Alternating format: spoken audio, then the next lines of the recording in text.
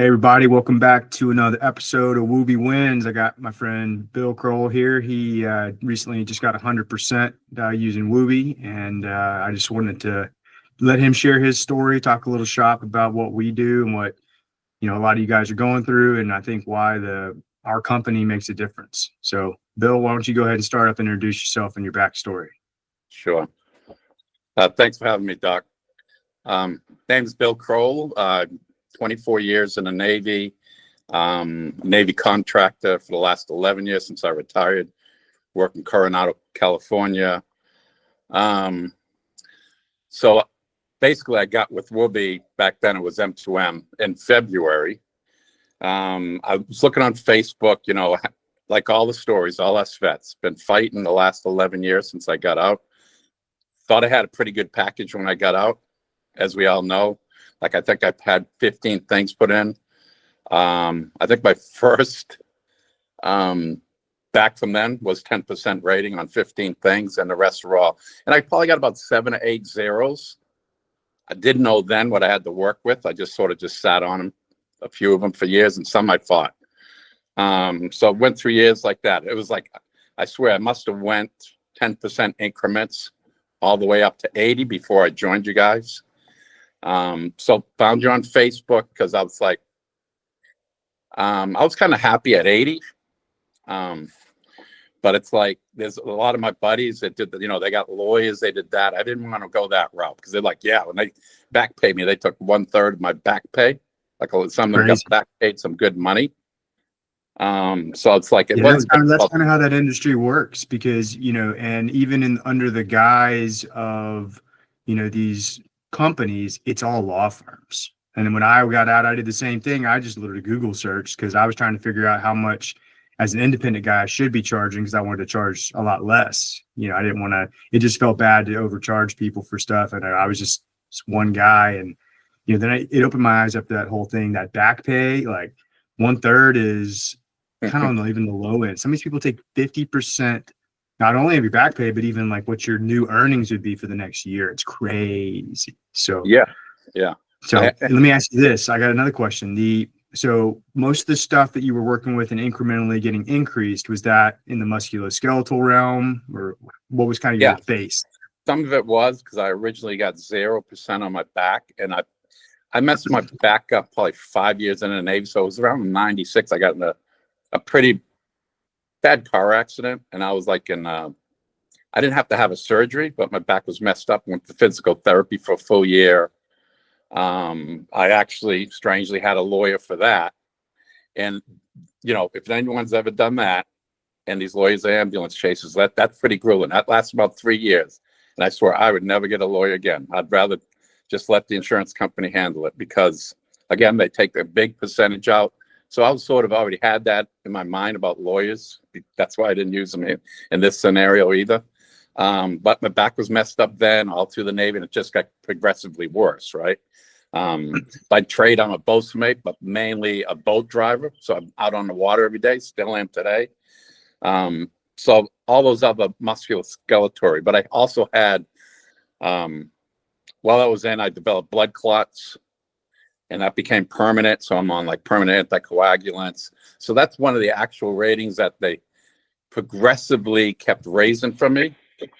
So I had that at 40%, and a few other things. The tinnitus was 10, of course. And so I had some of those things, but just going back. But the big thing is when I talked to Dom from you guys, when I called, M2M up, would-be then, he really sold it. But he enlightened me just in that initial interview, that he's like, which you got, we do it just like you always talk about, there's main things you go for, but take that later on bigger view, that 30,000-foot view, and look at everything. And I never really dug into my whole medical record. So I made sure I accessed my medical record, looked into it. So I found things, and but he was like, migraines, and he's like, what do you got? I said, yeah, I got 0% migraines for the last 11 years. You know, he's Isn't it like, well, that's a, ironic? So you're talking about like, and again, I'm an orthopedic surgeon, we deal with complications and blood clots and some pretty heinous stuff, even right, hypertension, things that'll kill you, heart problems. And right, this is where it's hard for me because as a provider and a surgeon, somebody that knows like, well, what's going to kill you, what's going to significantly impair you. And when I think of disability, I think of things like that. And, that's where I think a lot of people and other, doctors and people in the VA don't get it is that the rating system is broken, right? And as opposed to trying to, write your congressman, write Secretary Collins and get these things changed, you're not going to change the government, but it's upside down. I mean, a 40% rating seems pretty good, but for something like that, like your blood clots, I hmm, think that's low, right? Compared to then, yeah, we'll get into what we did. And, it's not like we're coming out, pulling out of thin air and, something out of nothing. It's the right, opposite. It's like you have these things. This is how the VA rates it. These things are very common. But some of these issues can get higher ratings than your damn blood clots. right, And that to me is just, wild because a lot of people go at this, on their own, which is fine to do, but you got to understand that the VA has patterns and, we use statistics and really, are critical of what we do and what the VA does just to help people. So it's like, yeah, if people can get their actual medical conditions that they see, black and white, get an initial rating and stuff like that, that's great. And, we will still work on those things too. But the way the VA math works, and that's where it gets kind of funky because then you yeah, get up to that, like 80%, it right, gets exponentially harder to get up to that 100 based on how they do their remainder math. So right, once you got on board, talk to Dom, that's awesome. He's great. Like, and that's what one thing we instill on everybody from top to bottom throughout the whole organization is tell people the truth. Don't inflate things. Don't, promise them things. Like just tell them what we do and the truth. And if it's a good fit, let's roll with it. So you and came on actually, board and what did we do with you? yeah, and that was a big thing that I thought he was real straight up, you know. It's like, we're going to work with you, but you got to do some work. You got to go to the appointments. You got to make appointments. You got to build your cases. And I was like, yeah, I'm willing to do that, you know. But one of the big things was once I joined and I, paid that money, the flat fee. And he's like, and I'm like, this is it, right? Because I'm sure everybody's worried, right? That you're not going Yeah. to come back and ask for more later, right? He's like, no, this is one-time payment. You pay it, you're in. We work with you as long as you want to go. And I thought that was like, I was like, just you're going to keep working with me. He's like, yes, as long as you want to be in it, be in the fight to take them on, get as high as you want to get. But I think it was just great coincidence. So I joined, and like that next one you had conference was for migraines. Your tips and tricks. That's And I right. thought, and you gave me, and that just enlightened me. I was like, oh my God, like a migraine log. I never even thought of that. Right. And that's why I started documenting that. I've had migraines my whole time. And what do they always say in the Navy? It was ibuprofen. Right. But Yeah. as you know, Vitamin M.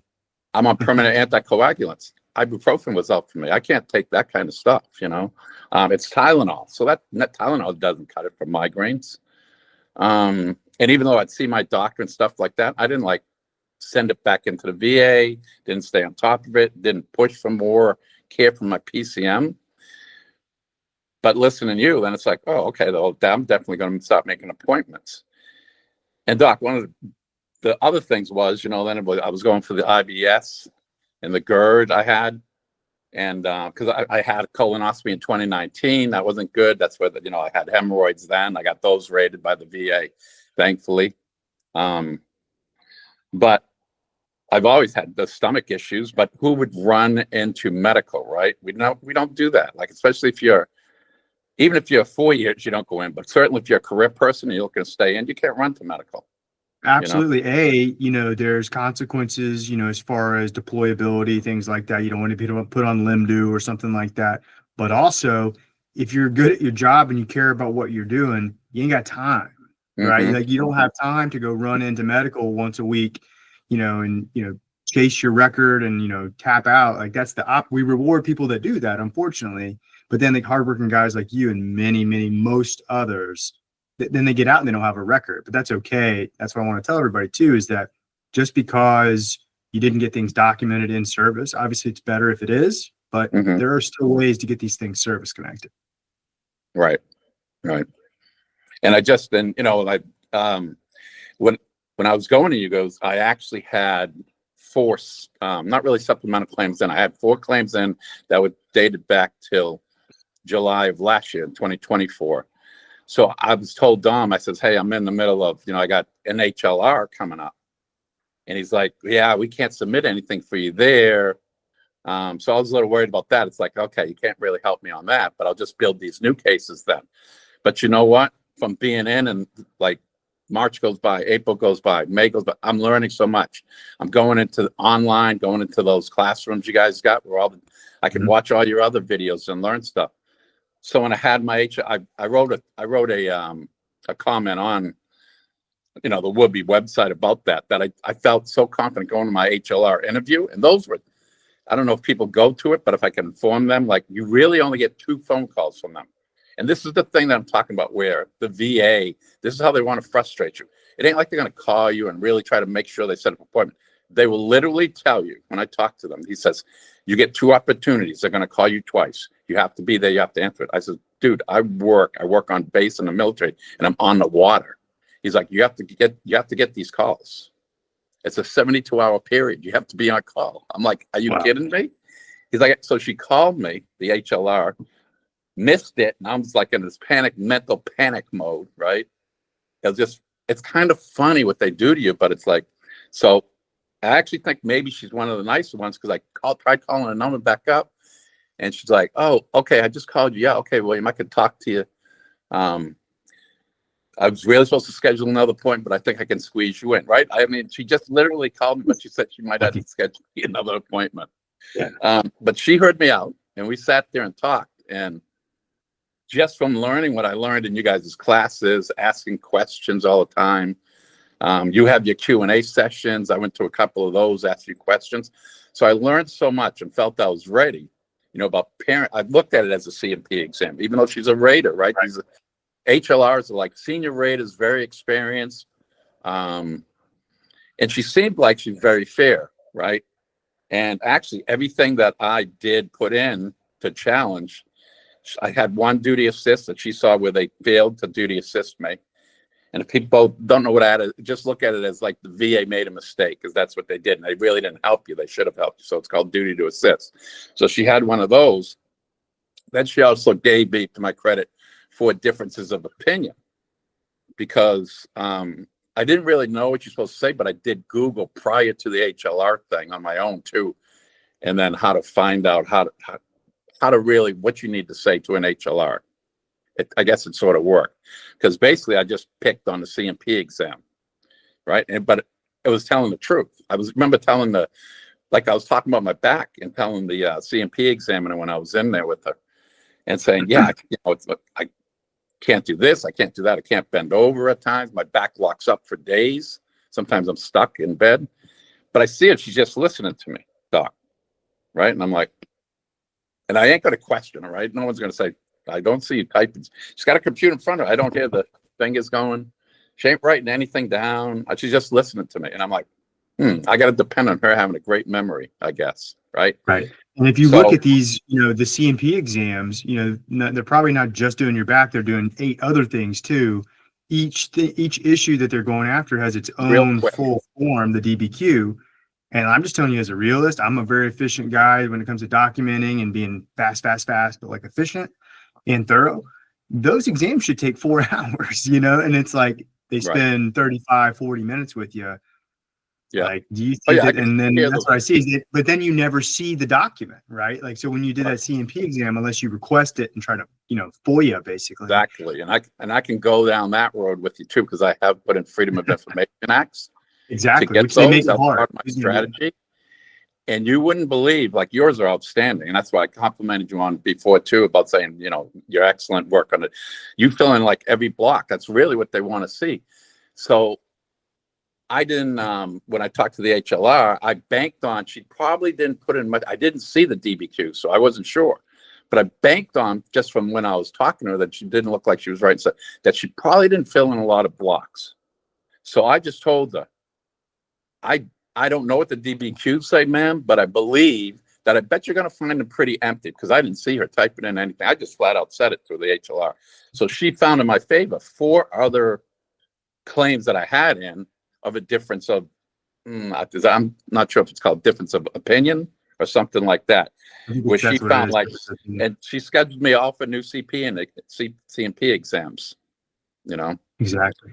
There's very low, I guess, oversight. There's not a lot of oversight for these CMP examiners. And, sometimes they give, our people a hard time, very rarely, but it's like all we're doing is telling the truth. It's there, it's in the records. We point to record, we talk about what we see and what the symptoms are. But on the other end, I think there's a bad rap for even our company or any company in our realm that's private. It's like, oh, well, that's a claim shark and they're probably lying. Look at these private run, like, in bed with the VA, these contracted companies, That- QTC, the rest of them. And I don't care if I offend them or not, because tell me why that the veteran doesn't get sent a copy of that DBQ Right. after the CMP exam. Right. And again, you can't prove it, but it's highly correlated. Like if you have to hide something and tuck it away administratively, the rate of malfeasance goes way up. Right. I'm all about transparency. And, here we are in today's world. That's like the number one conversation, transparency and accountability. And I just don't see it from the CMP process, from the VA's hired hands, right? So they act like it's an independent review, then send the veteran the DBQ that you did. And I bet let you us have more than half of them access are to it. terrible. And even I'll say this, I'll go a step further. And it's the truth. So, obviously I'm biased too. I think we do good work. I do good work. So I'm biased in that fact. But I've seen even other companies, law firms, then they contract out to their little doctors who don't have, or even PAs and stuff that don't have any, real input into the organization that's running. And even those DBQs are terrible. They're lazy. They're, they basically, gun deck them. They're just a copy paste, like boom, they can do it in 4 minutes. That's where I take my weekends and do it and like turn my phone off, because I'm going to spend probably 20 hours or more doing the week's DBQs, because that's what matters. Like, why would I cut corners if I care about your outcome, right? I can that's speak why to, we are different. I can So you look at my DBQs. How great your DBQ was for me on my migraines, because I filed the FDCs, right? Fully developed claims, all four, the mental health, migraines, the GERD, and IBS, filed them all on the 20th of June. They were flying through the system, all of them, very quick. I was like, where, I emailed in a couple of times like, hey, this is kind of strange. It's already saying I've just went through step 3. It's like they're done doing anything, and I had, all they did was one, they want to do an administrative review, right, of the migraines. And I'm thinking, okay, that's the one they're probably questioning, or they're doing, I was wondering what they were up to. But when I got my decision letter, I sort of read what they did. But it was unbelievable. So then it went to there. In 2 days, they turned that around. I got a new one. It goes like, step 5. And I was like, this is happening too quick. I got a decision on July the 15th. I sent it on June the 20th. I don't know if anyone's ever heard of a claim being turned around in, 25 days. They turned it around and made a decision on it, because I think it was that strong of my migraine, my whole background, everything that I had. I think a migraine section. What was your rating? What did you end up pages. What did you get for the migraines? What was the decision? I got 50% on migraines. Yeah. There you go. And so going back to what I said earlier, that just got a higher rating than your damn blood clots, right? Yes. It's not because we cheated or anything funny. The reason it went through so fast, and sometimes they don't, and I can't explain why, you have to ask the VA. It's a mystery. Because we know what their requirements are, and we know what the fully developed claim program is, and we meet it and exceed it. And we also make it organized, right? One clear document, one submission package, your personal statement, any layperson buddy letters, the pertinent medical records in one spot, the DBQs, any nexus letters, things like that, all in one spot and succinct. Because again, there is a human element to this. It gets to a desk with an administrative crony, desk jockey, whatever you want to call it. And if you make it nice and neat and not 800 pages of 12 documents, I really do firmly believe that makes a difference in getting these things not only adjudicated in your favor, but quicker. So right. That's what we do for everybody. If you think about it, right, it's sort of common sense. And no matter what your job is, you don't even have to be a rater. right? But if someone's coming to you and they need help, but they're really like handing it to you on a silver platter and just say, hey, can you just review this and move this on? That's sort of what I felt it was. It was just moving from step to step. And I'm like, this is either a quick rejection or something's good is happening. It was like, I was like going, everybody gets nuts in a way, right? And I think it was Cole stepped in. He says, I don't know. It sounds like it should be in your favor pretty good, but it's the VA. We'll see, right? And I was like, yeah, I think it might be good. But so it did turn out. When I got my decision letter, I was like blown away, actually, because my supplementals came through good. And then my, and yours came through good. And I was like way over. I mean, I was like, I got 50% of sleep apnea. And I know you see so many people, but I don't know if you remember because I wanted to include that in the 4. But that was one of my freedom of information. I was trying to get my sleep apnea they did in October. And I had my Freedom of Information Act for them to release that result because you can't get them from anybody since January. And I still haven't received it, right? Here we are, July. So I still haven't received it, but I was banking on, because they did put me at 0 from that, and I didn't have a rating before. So like, okay, they gave me 0 for sleep apnea, and I had one in 2014. That was the one I handed you, and like you were like, yeah, this one, you got signs, but you're not there yet. You're not at that level. And I knew probably I wasn't back then when I was in the military, but then I know now I have been. I mean, I go everywhere I go, whether it was like to my dentist or ENT, they're like, you got sleep apnea, because they could just tell something's up, right? And I wear a mouth guard anyways from the dentist, and all certain things that were already showing that. But I think when I got my second CMP from that HLR decision, and then Sarah said, actually ended up thinking I got in a good examiner when I went, because she was like, oh, she says, she asked me, it was kind of funny. She says, have you seen your results for your sleep apnea? I says, no, I've been trying to get them. Now she wouldn't show it to me, but she says, yeah, I says, yeah, I put it in the Freedom of Information. I'm waiting for those results. She says, well, it says right in here, it's recommended for a CPAP. I was like, what? She says, yeah, it says right here, I'm going to put you in it. They need to be scheduling you, schedule at your, I had VA healthcare, and I do. And I will say, I'm going to give the VA props. When you use their healthcare system, not the claim system, but their clinics and healthcare, they are excellent, I think. I've used them on a few things in the healthcare. Like, you go in with a problem. I had a problem with my neck and my shoulders, and they're like, yeah, go over there, get a CT scan. Right. So, I mean, I was like, really, today, right now? I actually personally relate to that too. I get my health care from the VA for the same reasons. I think it's very, good on the care for me.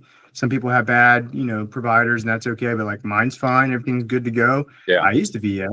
But I agree with you. And that's where the hard part is because these providers, are very overworked, and that's okay. It is what it is. Mm-hmm. And then if you go to your primary care doctor to try to do a DBQ for you, right, which they can do just like any provider, they're too busy. And they may be nice to you, or they don't do enough of them to know how to write them. Like in your, not like in your favor, like saying things aren't true, but how do you put nexus components in this? Where do you put it? What do I need to say? I want to help Bill here, who's my patient, because he really does have some problems here. He's come to me with these DBQs, and like, that's the disconnect. In reality, it's, I love our company. I love woobie. I love what we do, but we should be a part of the VA. We should be helping. The VA should have its own arm of people like us, or those providers that care, that know you, right, as a person and a patient, a client, whatever you want to have it, and has the incentive and the desire just to advocate for you, because that's really all we do is we advocate for you. But I think where we go a step further is we want to include you in that, because I'm a firm believer in any industry that if somebody like you or any of our clients has a stake in the game, right, you have a role. It's a partnership. Right. Organization, communications, learning the system with us, with our help, right? Getting up to speed. I'm just a huge believer in that drives better results. Can't really prove that yet, but because it's subjective who, is working hard on their end, studying stuff, getting organized versus who's not. Right. But I noticed a huge difference. So to everyone out there listening, like, be like Bill and other people who are on top of their game. Organizing, knowing how this stuff works, trusting us, because ultimately it comes down to trust, right? Yes. You trusted us with information. yeah, trust the process and everything. It's like, you know, you expressed it. A lot of people have expressed it. You know, it isn't overnight. It's good. You got to be willing to dedicate your time. I went through so many medical appointments. I seen ENTs. I seen neurosurgeons. You know, neurology. I went to the hearing clinic. I went to the balance clinic. I went to all these different places just to build up something. You know, and I'm at a luxury. I'm retired, so I get to TRICARE. You know, I pay $60 for family health. You know, so I know that. I know some people that, you know, maybe they did 4 years and all they might have is like they got to pay.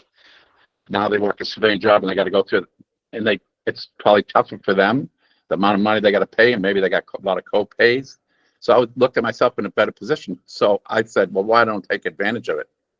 You know, and TRICARE was doing at that time from January to June, and actually now they extended it, is everything that you have a problem with, they are putting it out in town and paying for it.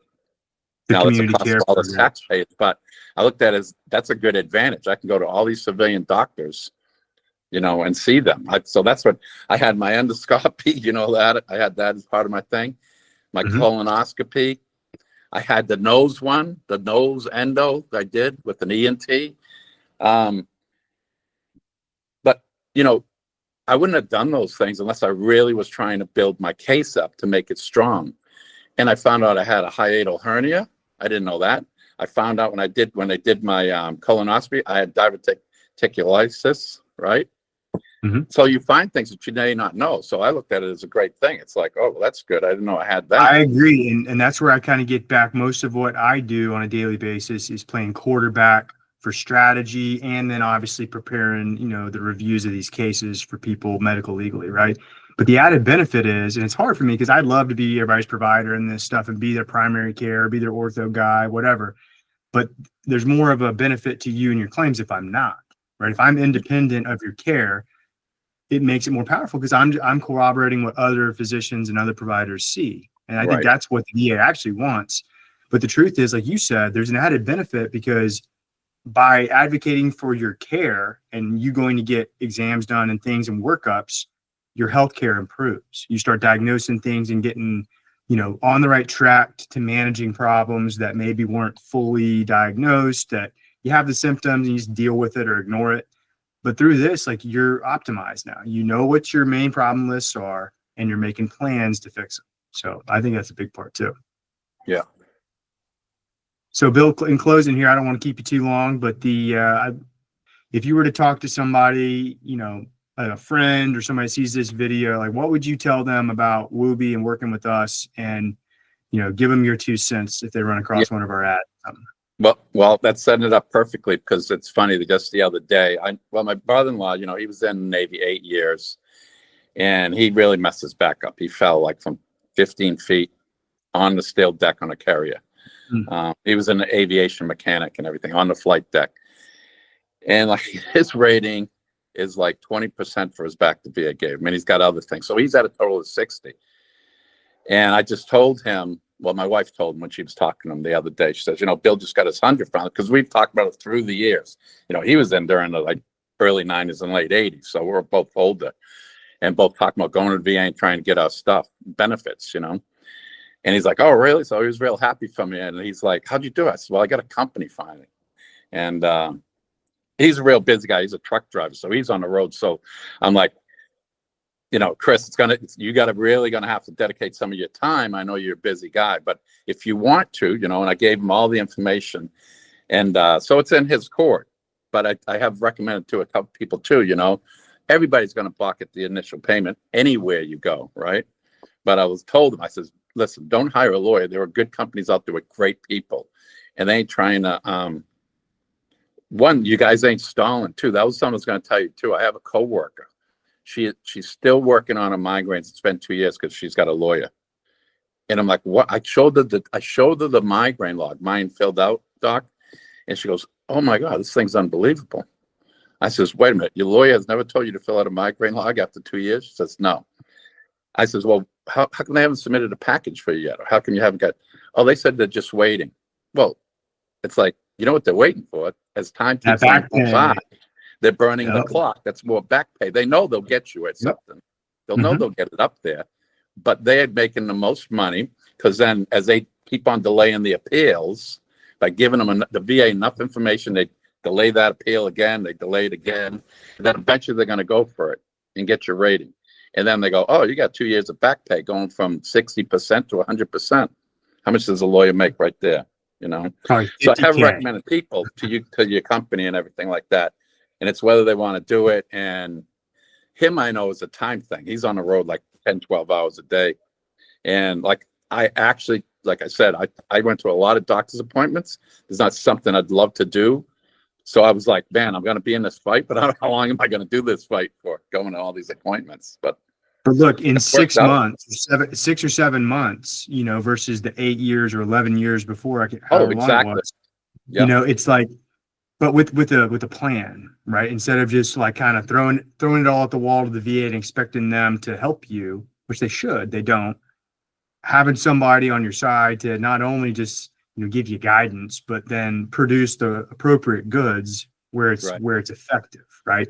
It's Right. more tactical, it's surgical in how we approach this, because, you know, our goal is not to say, you know, we're not a Burger King. It's not like, hey, Bill, what do you want us to do for your claim, right? Like, you know, Right. we'll take your money and do whatever you want. We don't care if it works. Like, that's not how we roll. We're like the opposite. We're like, hey, we look at every case individually and we see patterns in the VA. So we're going to focus on what we actually believe is going to succeed. That's what I like about my job, is that very, very, very rarely do I ever push anything across to our team for submission for a client that I think is doomed. Mm-hmm. That's foolish. That's dishonest and disingenuous. So, you know, I'm always in the business, just like if I was a surgeon, I'm going to counsel my patient, or I'm going to counsel my client in this case, on what I think is best and what's achievable, and being honest and realistic with people. And like, sometimes people come to me with records that I don't think are good enough or really, you know, fresh enough. And I'm like, listen, it's inconvenient, but that's why I'm here, is to have the inconvenient conversation with you. You need to do X, Y, and Z. And after Z, I'm going to step in and we're going to do this. Right. And like, and that takes some trust, and people get a little frustrated, I can tell, but it works. And it works because that's exactly what you did with me, though, right? On my sleep apnea, you said, "Look, it's not here. It's not." But it was from 2014, not my 2024 one. We didn't have access to that. But you did say that. You said, "Hey, I can't work with this one." I says, "Okay, I'll put it aside, and we'll just stick to what we got here." You know. But I planned to go back to that. You know, and actually it worked out on basically a supplemental through the VA, because it was under HLR anyways. But yeah, you were straight up. You're like, you weren't making, oh, I'm going to just fill this block in and let's see if it flies. You guys don't do that. And I appreciate that, you know, because that would put us in a position, right? I don't think a vet would want to do that. It would put you in a position where you don't want to say something that's not truthful medical wise, you know. I never But will, one of the never big have, never things will. that's important, that I didn't know, was like when you guys would always, I've learned so much stuff. That's why it helped me so much in so many aspects. One of the big things was, tell them your worst day. See, I would never do that when I went into CMP. Oh, how you doing? I'd be like, oh, I'm doing good. Wouldn't think about it. Oh, can you like bend over for me for your back? And I'm like, yeah, sure, you know. And then, but I wouldn't say, and I'm pushing through it, like, because why? That's our military mindset. Like, oh, Exactly. I can show them I can bend over. I can touch my toes, right? Well, geez, you're going to get zero. You touch your toes with bad back, even though I'm hurting and I'm straining myself. You can also You know? step in front of gunfire, but it's probably not in your favor, you know. But Right. I mean, Right. yeah, That's and our that's where I go mentality. back to, like, the tough people get, you know, punished by being resilient, when in fact I respect blue collar, tough, you know, it's the masculine trait, right? There's a lot of females that are tough too, but the truth is that is a very good trait to have, and it's a military mindset, the way we all should be doing.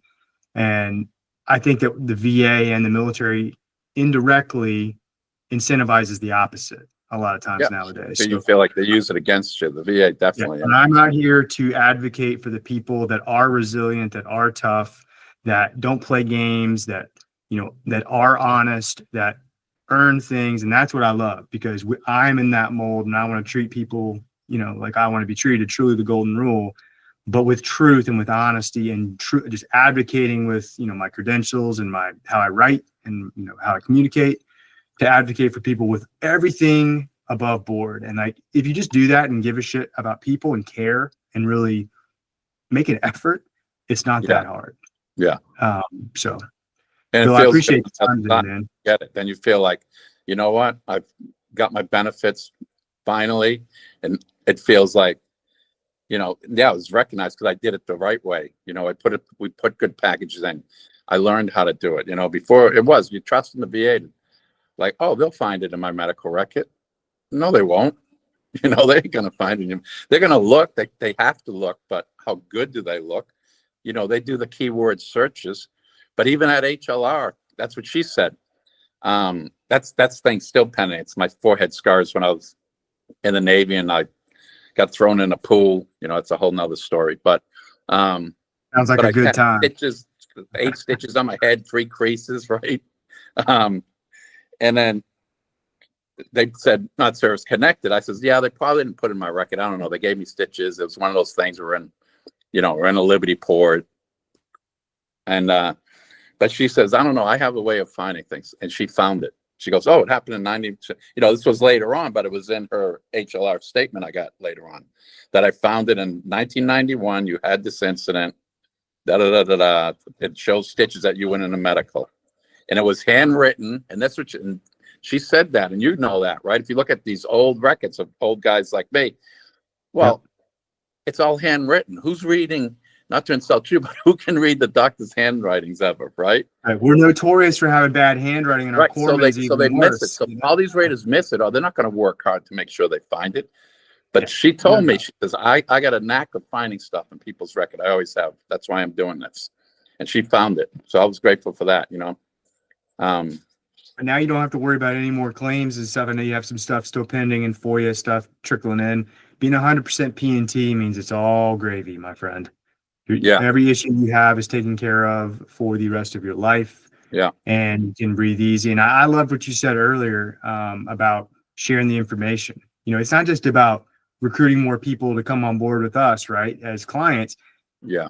It's good karma. It's good energy. And this is not private information. Share it with everybody. Talk to people who I know for sure, and a lot of our people. And I encourage everybody, and you're already doing it. Right. But tell everybody you know about these details. Help people. You know, it doesn't have to be, they don't have to sign up with us with our flat fee. And like, we'd love to help them, but if that do, that's great. But if not, so be it. Like, I want everybody to know how to do this stuff on their own, use our resources. A lot of it's free. You know, if you go on school platform and all this, we're building a new AI centric platform to help people kind of produce claims, because that's the right thing to do. And eventually, you know, if they like our products and like how we communicate and interface, they'll want to sign up. And I just believe in that. Instead of working so hard to get people to spend money and join, we take the opposite approach. I know I do, is if you just treat every single person well, it'll all take care of itself. Yeah. So Bill, I appreciate the time today, man. I'm super happy for you and the family. And if you need anything, if you want to, you know, not be a stranger, I'd love to hear from you down the line. If I can help out with anything else, let me know. I appreciate it, Doc. Nice talking to you. Thanks for giving me the opportunity to, you know, give my story of how I got there and try to encourage, let people know, you know, stick with it. It's not going to be easy. It's not meant to be easy. You got to, you know, anything that comes out good, you got to work hard for, you know, so just put the time in if you can. And let them know that you guys are there. If anybody's in doubt, or, you know, everybody's busy. All of us busy. We want things. You know, if I texted and waited and we get anxious, you guys will get back to people, and so will you. And I know how busy you are and how many DBQs you must do, you know. So everybody, part of the whole thing is be patient, just like we got to be patient whether you're in the military, or definitely when you're dealing with VA, right? You got to be patient. So same thing with the company, same thing with everybody. But if you stick to it and work hard, it will work out for you. Stick with the process. Well said, sir. Have a great day, and we'll talk soon. All right, Doc. Thanks a lot. Out.